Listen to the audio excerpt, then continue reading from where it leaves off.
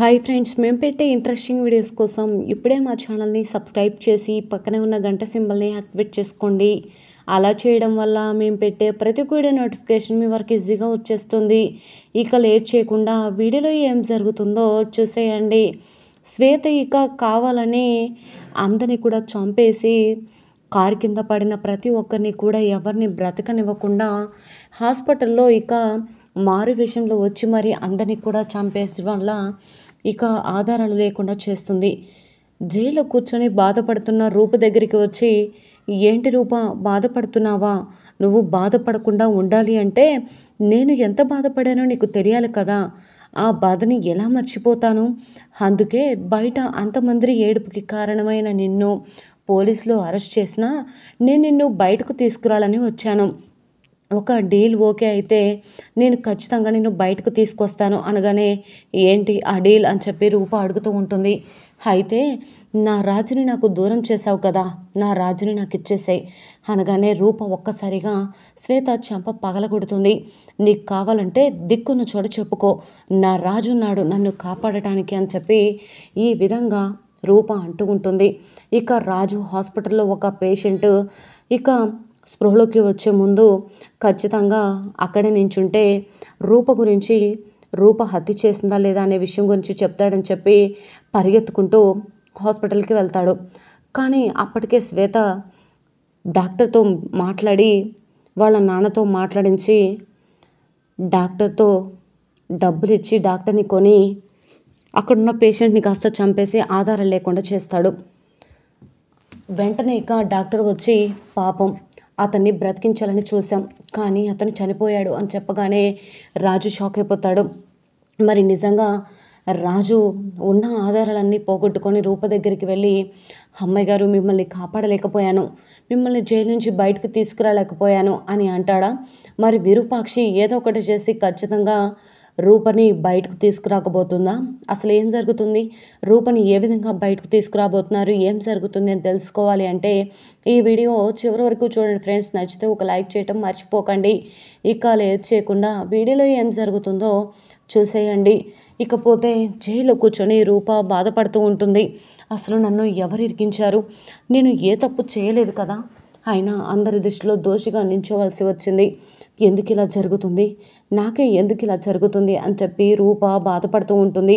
వెంటనేక రాజు వచ్చి, మా అమ్మాయి గారు ఎటువంటి తప్పు చేయలేదు ఇన్స్పెక్టర్, ఒక్కసారి నా మాట వినండి, మా అమ్మాయి గారిని వదిలిపెట్టండి అనగానే అక్కడున్న ప్రతి ఒక్కరు కూడా ఆ అమ్మాయిని ఎట్టి పరిస్థితిలో వదిలిపెట్టొద్దు, ఈ అమ్మాయే నా కొడుకు ప్రాణాలు తీసింది, నా భర్త ప్రాణాలు తీసింది అని చెప్పి ప్రతి ఒక్కరు కూడా రూప మీద నిందలు వేస్తూ ఉంటారు.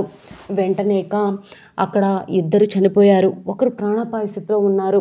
వారు కానీ నోరు తెరిచి నీ గురించి బయట పెడితే నీ పని అయిపోతుంది అని చెప్పేసి శిక్ష ఖరారు చేస్తాం అనగానే ఒక్కసారిగా రాజు ఇలా అంటూ ఉంటాడు, అదేంటి ఇన్స్పెక్టర్, నిన్నటి వరకు ఒక్కరే అన్నారు కదా, తర్వాత ఇద్దరు అన్నారు, ఇప్పుడు ముగ్గురు అంటున్నారు, ఇలా సంఖ్యను పెంచుకుంటూ పోతున్నారేంటి అనగానే నేను చెప్పేది నిజం, ఇద్దరు ఆల్రెడీ చనిపోయారు, ఒక అతను ప్రాణాపాయ స్థితిలో ఉన్నాడు.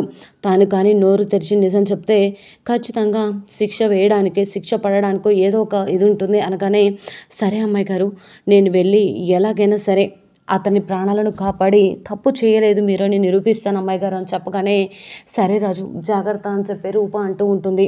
ఇక వెంటనే బయలుదేరి వెళ్ళిపోతాడు రాజు. అక్కడున్న రేణుక ఫోన్ చేస్తుంది శ్వేతకి, శ్వేత ఎక్కడున్నావు? రాజు హాస్పిటల్కి వచ్చాడు, ప్రాణాపాయ స్థితిలో ఉన్న అతని ద్వారా నిజం చెప్పించడానికి, నువ్వు ఏదో ఒక రకంగా వచ్చి అతన్ని ఏదో ఒకటి చేసి నిజం చెప్పకుండా ఆపాలి అనగానే, సరే రేణుక నేను వస్తున్నాను అని చెప్పి అంటూ ఉంటుంది. వెంటనేక హాస్పిటల్కి వెళ్లకుండా ముందే రూప దగ్గరికి వచ్చి రూపతో మాట్లాడాలి అని చెప్పగానే, ఏంటి మేడం మీరు వచ్చారు అని చెప్పి అంటూ ఉంటాడు ఇన్స్పెక్టర్. ఒక 2 నిమిషాలు ఆ లోపల ఉన్న హంతకురాలతో మాట్లాడి వెళ్ళాలి అనగానే, సరే మేడం అని చెప్పి అంటూ ఉంటే వెంటనే రూప దగ్గరికి వచ్చి, ఏంటి రూప ఏదో హత్య చేసావంట, అయినా నీకు కార్ డ్రైవింగే రాదని విన్నాను అని అంటూ ఉంటే, అదంతా నీకు అనవసరం, నేను హత్య చేశానని నువ్వు అంటున్నావు, నాకు తెలుసు నేను హత్య చేశానో లేదో అనగానే, అయ్యో రూప అనవసరంగా బుక్ అయిపోయావా, అయితే ఒక విషయం నీతో ఒక డీల్ కుదుర్చుకుందామని వచ్చాను, నాకు ఒక అవకాశం దొరికింది కదా, గట్టిగా మాట్లాడితే నువ్వు దీనికి ఒప్పుకుంటావని వచ్చాను. ఏదో ఒకటి చేసి నిన్ను బయటకు తీసుకొస్తాను, కానీ ముందు నా రాజుని నాకు వదిలేసే అనగానే, నీ రాజుని నీకు వదిలేసేయాలా? నా భర్తని నీకు వదిలిపెడతానని ఎలా అనుకుంటున్నావు అనగానే, నన్ను మోసం చేసావు కదా, పీటల మీద ఉన్న నా పెళ్ళిని ఆపేసి రాజుకి నాకు సంబంధం ఉంది, నేను రాజు వాళ్ళ తల్లిని కాబోతున్నాను అని చెప్పి అందరినీ నమ్మించావు కదా, గర్భవతి అని నాటకం ఆడావని నాకు తెలుసు అనగానే ఒక్కసారిగా రూప షాక్ అయిపోతుంది. ఏంటి షాక్ అయ్యావా? నువ్వు షాక్ అయినా ఏం చేసినా సరే నా రాజుని నాకు వదిలిపెట్టు, ఇప్పటికైనా మించిపోయింది లేదు, నిన్ను ఇప్పటికిప్పుడే బయటకు తీసుకొస్తాను అనగానే రూపకి కోపం వచ్చి ఒక్కసారిగా చెంప పగలగొడుతుంది శ్వేతది. ఏంటి నన్ను చంపేస్తావా? నన్ను చంప పగలగొడతావా? ఏంటి ఎంత ధైర్యం నీకు అనగానే, నా రాజు ఉన్నాడు, నన్ను బయటకు తీసుకొస్తాడు, నేను ఏ తప్పు చేయలేదని నిరూపిస్తాడు, ముందు ఇక్కడి నుంచి వెళ్ళు అని గట్టిగా అరవడంతో శ్వేత అక్కడి నుంచి వెళ్ళిపోతుంది.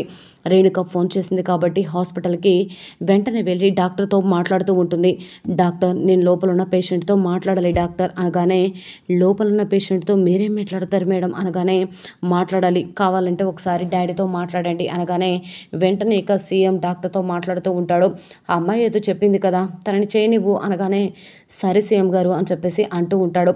డబ్బుకి కావాలనే ఇది చేసి ఖచ్చితంగా లోపల ఉన్న మనిషిని చెప్పడానికి డాక్టర్ ఇక శ్వేతకి లొంగిపోవడంతో వెంటనే మారువేషంలో లోపలికి వెళ్ళి అతన్ని చంపాలని చూస్తూ ఉంటుంది.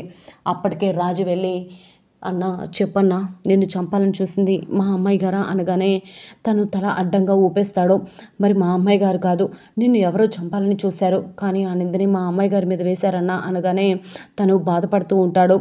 నిజం చెప్తాను అని చెప్పి అంటూ ఉంటాడు.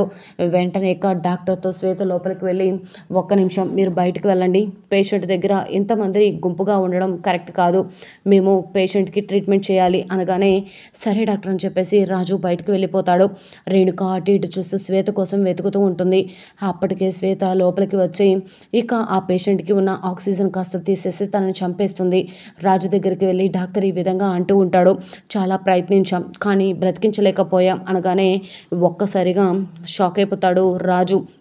ఆ విరూపాక్షి కూడా ప్రతాప్తో ఈ విధంగా అంటూ ఉంటుంది, ఏంటి సారు మీ రక్తం తప్పు చేసిందంటే మీరు నమ్ముతున్నారా అనగానే, నమ్మక ఏం చేయమంటారు పద్మావతి గారు, అయినా నా కూతురు నన్ను మోసం చేసి ఏం చేసిందో మీకు తెలుసు కదా అని అంటూ ఉంటే, అయ్యో మీరు మీ అమ్మాయిని తప్పుగా అపార్థం చేసుకుంటున్నారు సారు, చిన్నప్పటి నుంచి పెంచారు, తన ఉద్దేశం ఎలా ఉంటుందో మీకు తెలీదా అనగానే, ఏది ఏమైనా తన అలవాట్లు ఇక్కడ ఉన్నప్పుడు బాగానే ఉన్నాయి, అక్కడికి వెళ్ళిన తర్వాత మారిపోయాయి అని చెప్పి అంటూ ఉంటాడు.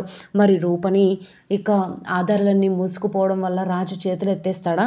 విరూపాక్షి మరి రూపని బయటకు తీసుకురాబోతుందా? ఏం జరుగుతుంది?